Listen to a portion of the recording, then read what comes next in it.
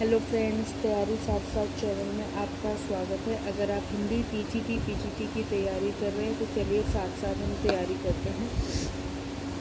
आज का हमारा टॉपिक है आदिकाल। आदिकाल टॉपिक से हमने इससे पहले 2 और वीडियोस में भी कुछ क्वेश्चंस डिस्कस किए हैं, उसके आगे से हम आज कंटिन्यू करते हैं। हमारा प्रश्न है बालनाथ का टीला कहाँ है? तो ये कहाँ पर है? पंजाब में नमक के पहाड़ों के बीच है। हमारा अगला प्रश्न बनता है आचार्य शुक्ल के अनुसार सिद्धों से अपनी परंपरा अलग किसने की? तो किसने की? जालंधर नाथ ने। हमने नाथ कवियों के बारे में पढ़ा था, तो अब नाथ कवि से हमारा प्रश्न बनता है प्रमुख नाथ कवि कौन कौन हैं? तो कौन कौन है? गोरखनाथ है, चौरंगी, गोपीचंद, चुंकरनाथ, भरथरी, जलंधरी पाव। ठीक है, ये सारे नाथ कवि है जो कि बहुत ही ज़्यादा प्रमुख है। अगला हमारा प्रश्न है कनफटे योगी किस पंथ के लोगों को कहा जाता है? नाथ पंथ के लोगों को कहा जाता है।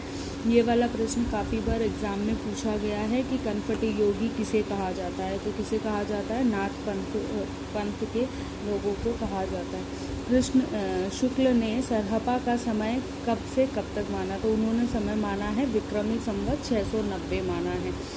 गोरख पंथ के प्रमुख संस्कृत ग्रंथ कौन कौन से हैं? तो इसके जो गोरख पंथ हैं इनके प्रमुख संस्कृत ग्रंथ हैं सिद्ध सिद्धा पद्धति, विवेक मार्तंड, शक्ति संगम तंत्र, निरंजन पुराण, वैराट पुराण। ठीक है, ये 5 प्रमुख संस्कृत ग्रंथ है किसके? गोरख पंथ के। किस पंथ को योग मार्ग, योग संप्रदाय, अवधूत मत कहा गया है? तो नाथ पंथ को कहा गया है। सिद्ध निरीश्वरवादी थे, नाथ ईश्वरवादी थे। सिद्ध नारी भोग में विश्वास रखते थे, किंतु नाथ जो थे वो इनके विरोधी थे। मतलब ये 2 डिफरेंस बताने के लिए ये पॉइंट मैंने लिखा था कि जो सिद्ध थे उनमें और जो नाथ थे उनमें क्या अंतर था। तो सिद्ध कौन थे? निरीश्वरवादी थे, और नाथ जो थे वो ईश्वरवादी थे। सिद्ध नारी भोग में विश्वास रखते थे और जो नाथ थे वो नारी विरोधी थे। ठीक है, अब हमारा अगला प्रश्न है नाथ पंथियों के ईश्वरवाद का वैशिष्ट्य है। क्या वैशिष्ट्य है? निर्गुण की साधना। ये इसका क्या है? विशिष्टता है निर्गुण की साधना। हमारा अगला प्रश्न है हठ योग, गुरु महिमा एवं पिंड ब्रह्मांडवाद किस साहित्य का वैशिष्ट्य है? तो किसका है? हठ योग। अगर हठ योग से भी अगर हम देखते हैं तो नाथ साहित्य आता है, तो इस प्रकार से भी आप इसको याद रख सकते हैं। गोरखनाथ को हिंदी का प्रथम कवि किसने माना है? गोरखनाथ को प्रथम कवि माना है मिश्र बंधुओं ने। गोरखबानी की भाषा क्या है? जो गोरखबानी है, जो गोरखनाथ के बारे में लिखी हुई है, तो उसकी रचना किस भाषा में हुई है? उसकी रचना हुई है खड़ी बोली मिश्रित राजस्थानी में। आचार्य शुक्ल ने नाथ पंथियों की भाषा को क्या कहा है? नाथ पंथियों की भाषा को सधुकड़ी कहा है, जिसमें ढांचा कुछ खड़ी बोली लिए राजस्थानी है, मतलब उसमें कुछ कुछ भाग राजस्थानी का है। ठीक है, हजारी प्रसाद द्विवेदी ने गोरख रचित कितनी पुस्तकों का उल्लेख किया है? मतलब हजारी प्रसाद द्विवेदी के द्वारा गोरखनाथ की जो रचनाएं हैं उनकी कितनी पुस्तकों का उल्लेख किया गया? तो कितनी? 28। गोरख जगायो जोग, भक्ति भगायो लोग, ये किसकी पंक्ति है? ये है तुलसीदास की। धूत कहो अवधूत कहो, ये पंक्ति भी है तुलसीदास जी की। कुछ सिद्धों के चर्या गीतों और दोहों कोशों का बौद्ध गाना हो दोहा नाम से संपादन प्रकाशन किसने किया? तो ये किया था हरिप्रसाद शास्त्री जी ने। सिद्धों का समय कब से कब तक माना जाता है? 8वीं शती से 13वीं शती तक। सर्वप्रथम किसने सिद्ध साहित्य के संपादन का काम किया? तो किसने किया? पाश्चात्य प्राच्यविद बेंडेल ने। बेंडल जी ने किया था उनका प्रकाशन। महासुखवाद किस मत का वैशिष्ट्य है? महासुखवाद किसका है? सिद्ध मत का। जैन साहित्य का विकास कहाँ पर हुआ? मध्य देश के पश्चिमोत्तर में। आचार, रास, फागु, चरित आदि विभिन्न काव्य शैलियाँ किस साहित्य की विशेषता है? तो ये है जैन साहित्य की विशेषता। जैन साहित्य में सर्वाधिक लोकप्रिय काव्य शैली कौन सी थी? रास।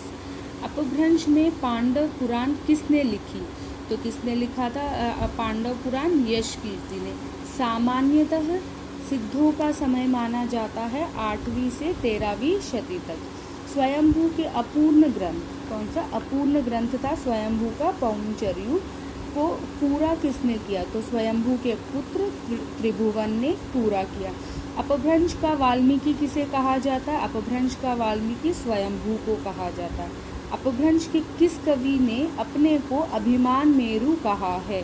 किसने कहा है अभिमान मेरु अपने आप को? तो पुष्पदंत ने कहा है। अगर उनकी रचनाओं के ऊपर से जैन विशेषण हटा दिया जाए तो वे योगियों और तंत्रिकों की रचनाओं से बहुत भिन्न नहीं लगेगी। जैन साहित्य के बारे में यह कथन किसका है? यह कथन है हजारी प्रसाद द्विवेदी जी का। जैन कवियों ने कृष्ण कथा को क्या नाम दिया? जैन कवियों ने कृष्ण कथा को हरिवंश पुराण नाम दिया। जैन परंपरा के प्रमुख कवि कौन है? तो जैन परंपरा के प्रमुख कवि है, प्रथम कवि है स्वयंभू। गोरखपंथी साहित्य के अनुसार आदिनाथ कौन थे? तो आदिनाथ शिव के अवतार माने जाते थे। आदिनाथ को शिव का अवतार माना जाता था। दुब सहाव प्यास नामक अपभ्रंश रचना के रचयिता कौन है? तो इनके रचयिता हैं देवसेन। जैन साहित्य के प्रमुख हिंदी में रचित ग्रंथ कौन कौन से? देखिए, जैन साहित्य में रचित प्रमुख ग्रंथ, पहला है श्रावकाचार। श्रावकाचार की रचना किसने की थी? देवसेन ने की थी। कब की थी? 1933 ईस्वी में की थी। ठीक है। दूसरा है देवसेन की प्रमुख रचनाएं। देवसेन की प्रमुख रचनाएं हैं लघुनय चक्र, दर्शन सार, ये भी देवसेन की रचना। शालिभद्र सूरी ने भरतेश्वर बाहुबली राग की रचना सन 1184 ईस्वी में की थी। यह एक खंड काव्य है। तो पहली हो गई श्रावकाचार्य, दूसरी हो गई लघुनय चक्र, तीसरी हो गई दर्शन सार। इनकी रचनाएं किसने की थी? देवसेन ने की थी। और शालिभद्र सूरी ने किसकी की थी? भरतेश्वर बाहुबली राग की। ये किस प्रकार की रचना है? ये खंड काव्य है। इसका समय कब का है? 1184 ईस्वी का है। चंदन बाला रस की रचना आसुब ने की थी। कब की थी? 1200 ईस्वी में की थी। इसमें क्या है? 35 छंदों का लघु खंड काव्य है ये। इसमें करुण रस की प्रधानता है। तो इस प्रकार से भी प्रश्न बन सकता है, चंदन बाला रस की रचना किसने की? उत्तर होगा आसुब ने। आसुब की चंदन बाला रस की रचना कब की गई? 1200 ईस्वी में। आसुब की कौन सी रचना है जिसमें 35 छंदों का लघु खंड काव्य है? तो कौन सा है? चंदन बाला रास। ठीक है। अब चंदन बाला रस में किसकी प्रधानता थी? कौन से रस की प्रधानता थी? तो उत्तर होगा करुण रस की। स्थूलीभद्र रास की रचना सन 1209 ईस्वी में की गई। किसने की थी? जीनधन सूरी ने की थी। रेवंतगिरी रास की रचना विजयसेन सूरी ने की थी। कब की थी? 1231 ईस्वी में की थी। अब हमारा अगला प्रश्न है, नेमिनाथ रास की रचना किसने की थी? तो किसने की थी? सुमति गणी ने की थी। कब की थी? 1213 ईस्वी में की थी। हमारा अगला प्रश्न है, जैन साहित्य के अंतर्गत कौन सा रास यात्रा तथा मूर्ति स्थापना की घटनाओं पर आधारित वास्तुकलात्मक सौंदर्य का आकर्षण प्रस्तुत करता है? तो कौन सा करता है? विजयसेन सूरीकृत, मतलब विजयसेन सूरी द्वारा रचना की गई कौन सी है? रेवंतगिरी रास। इसमें क्या किसका वर्णन किया गया है? तीर्थंकर नेमिनाथ की प्रतिमा और रेवंतगिरी तीर्थ का वर्णन किया गया है। देवसेन कृत श्रावकार की रचना किस छंद में हुई है? तो उसका दोहा छंद में रचना हुई है। व्याकरण ग्रंथ सिद्ध हेमचंद्र शब्दानुशासन के रचयिता कौन है? हेमचंद्र। हेमचंद्र कौन है? तो हेमचंद्र है प्रसिद्ध जैनाचार्य, जैन आचार्य। ठीक है। तो प्रसिद्ध जैनाचार्य है हेमचंद्र।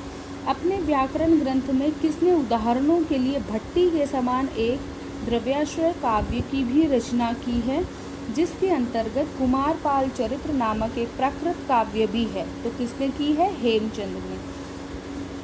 गद्य पद्यमय संस्कृत प्राकृत काव्य कुमारपाल प्रतिबोध, ये किसने की है इनकी रचना? तो सोमप्रभु ने की है।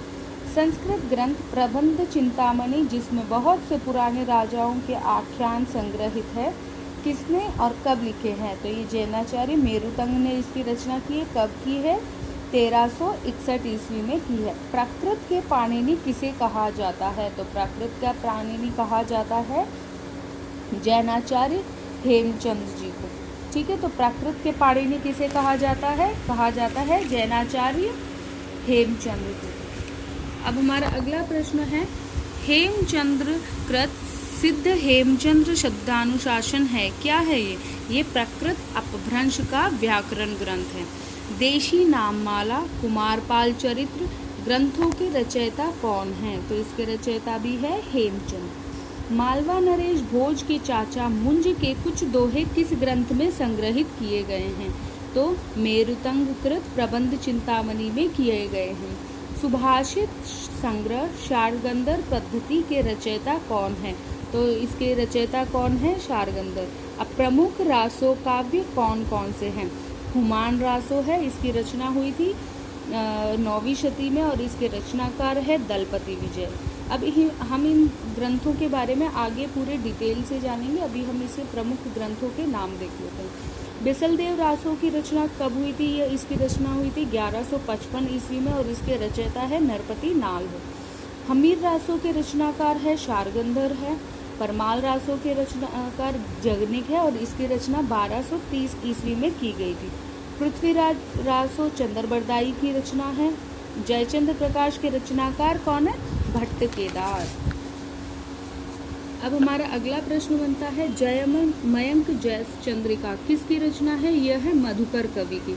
रणमल्ल छंद के रचनाकार है श्रीधर। आचार्य शुक्ल ने रासो शब्द की उत्पत्ति किस शब्द से मानी है? रसायन शब्द से मानी है। ये भी एग्जाम की दृष्टि से बहुत ही ज़्यादा इम्पोर्टेंट है, ये 2018 में DSSB में भी पूछा गया है। आचार्य हजारी प्रसाद द्विवेदी ने रासो शब्द की उत्पत्ति कहाँ से मानी है? तो इन्होंने मानी है नाट्य उपरूपक रासक से। ठीक है, फ्रेंच विद्वान गार्सा दतासी ने सर्वप्रथम रासो शब्द पर उत्पत्ति किस शब्द से माना? तो इन्होंने क्या माना है? राजसूय से माना है। डॉक्टर नरोत्तम स्वामी ने रासो की उत्पत्ति किस भाषा से माना है? राजस्थानी भाषा के शब्द रसिक से मानते हैं, जिसका अर्थ क्या होता है? कथा काव्य। अब इन्होंने देखो इस तरीके से रासो की उत्पत्ति मानी है। रसिक से मानी थी, रसिक से रासव, रासव से रासो। चारण काव्यों के संदर्भ में यह तर्क उचित जान पड़ता है, मतलब ये तर्क बिल्कुल ऐसा लगता है कि सही है। अपभ्रंश में पहले ही रासक शब्द या रास शब्द के ग्रंथ उपलब्ध है। रासक शब्द के लिए सर्वमत किसका है? तो जो रासक शब्द है, अगर इसमें सबसे ज़्यादा मत या सभी विद्वानों के मत कौन कौन किससे सहमत है, अधिकतर विद्वान, तो हजारी प्रसाद द्विवेदी जी का जो मत है उससे अधिकतर लोग सहमत है, इसीलिए ये ही सर्वमान्य है। तो रासक, रासव और रासो। तत्कालीन समय में अपभ्रंश के 29 मात्राओं का एक छंद भी प्रचलित था, मतलब उस समय एक 29 मात्राओं का छंद भी प्रचलित था, उसे रास या रासा कहते थे। ये एक एडिशनल पॉइंट है जो कि मैंने पढ़ा था, तो मैंने सोचा मेंशन कर लूँ। संस्कृत के समय रासक से मानी जाती है जिसका एक छंद होता है, मतलब संस्कृत से भी रासक शब्द की उत्पत्ति मानी जाती है, इसलिए रासक नाम का एक शब्द भी होता है। चलिए फ्रेंड्स, आज के लिए सिर्फ इतना ही। अगर आपको ये वीडियो पसंद आती है और लगता है कि इसमें आपके लिए काम का कुछ भी है, तो प्लीज़ वीडियो को लाइक, शेयर, कमेंट ज़रूर कीजिएगा और चैनल को सब्सक्राइब कीजिएगा। धन्यवाद।